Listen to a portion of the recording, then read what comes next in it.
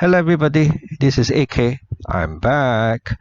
So in this video I just want to sound a note of caution, right? Because there are some people who are telling others that things in China are really fine, and that what we see in the news is a lot of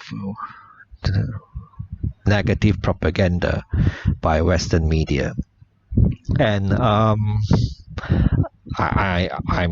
don't know, but I think there could be some hidden agenda, yeah. But it is true that China has problems, right? And Channel News Asia, our very own Channel News Asia, has gone to China to look at the situation and have done documentaries and news reports. And I don't think they are biased, right? So, and in the latest article about China that I read in Channel News Asia, it confirms a lot of things that we already know, and that is the local governments have a lot of debt, right? So it says debt-laden municipalities represent a major risk to the world's second largest economy, and that's China. And of course, it represents a major risk to its financial stability. And in a recent video that I produced, I say that these local governments, they are sitting on some $9 trillion worth of debt, and that's quite a bit.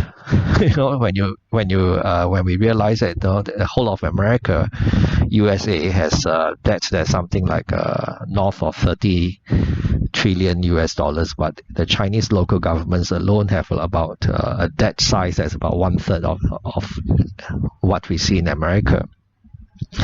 And so there is a deepening property crisis, property sector accounting for 25 to 30% of the economy. So it's a huge problem. It has wider implications for the entire country. And of course, they have years of overinvestment in infrastructure and huge bills that were racked up in order to contain the COVID-19 pandemic, because Xi Jinping was very stubborn for a long time about having zero COVID in China, and that led to a lot of damage, and some of it quite permanent on the economy, right? And of course now Xi Jinping is trying very hard. The government has made a U-turn, about turn, and they're trying to breathe life into China's troubled property market, and as well as a broader economy. And they come up with a lot of measures trying to loosen their grip and to pump money into the system, reduce mortgage rates, and make it easier to borrow money, and requiring less down payment, etc., etc. But it has so far done very little to boost demand, because people are afraid. People see people they know, or just they watch the news, and how so many people are trapped with negative equity, right?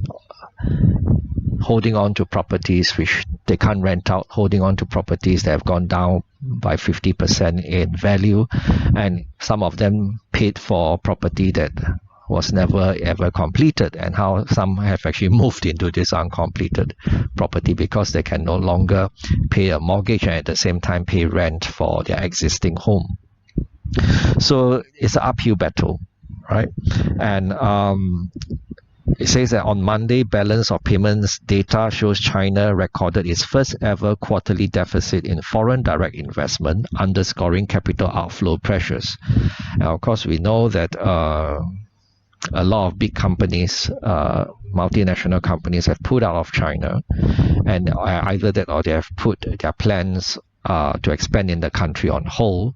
And in a recent video, I say that foreign funds have been selling stocks in the Chinese market. So, and all this has pressured the renminbi, right? So China has problems. I think we have to be honest about that. And if we're investing in businesses that have exposure to China, we have to be realistic, right? And that things will have to take some time before they get better, right? But of course, the Chinese central government is trying to make light of the whole situation, and they say that China's debt level compared with international standards, well, the China's debt level is not too bad, right? That's what the central government is saying, and it says that their leverage ratio was about 80%, and that's lower than many advanced economies, and that's not wrong, right? It's not wrong to say that, and but they admit that local government debt is a problem, right? But it is a structural issue, as most debts are issued by governments in the eastern and central provinces, where the size and growth of economic output has outperformed others, which means they have a strong ability to serve their debt. So they say, oh, no problem, they might owe a lot of money, but they are able to service their debt, right? And but we have to bear in mind that what makes this possible is also China has told banks to roll over existing local government debt, allowing them to repay their debt over a much longer term and at lower interest rates. So this was reported in Channel News Asia, right? So, but that's a good thing, right? It shows that the Chinese have resources at their disposal, and they have ways of dealing with the crisis, right? And this will reduce debt risk in China's faltering economy. Okay, so but of course we must be fair, and global investors are right to have some concern about Chinese economy, right, including the pace of economic recovery, the problem with the property sector, and the local government debt. So they have right to be concerned, but like we said, China is dealing with it, they are able to deal with it, but it's going to take time before the problem is going away, before the problem is going to be extinguished, right? So it has scared off investors for sure, and there's still a fear of contagion. And I'm not saying that it will not happen, right? There's still a probability, right? Because we don't know what we don't know.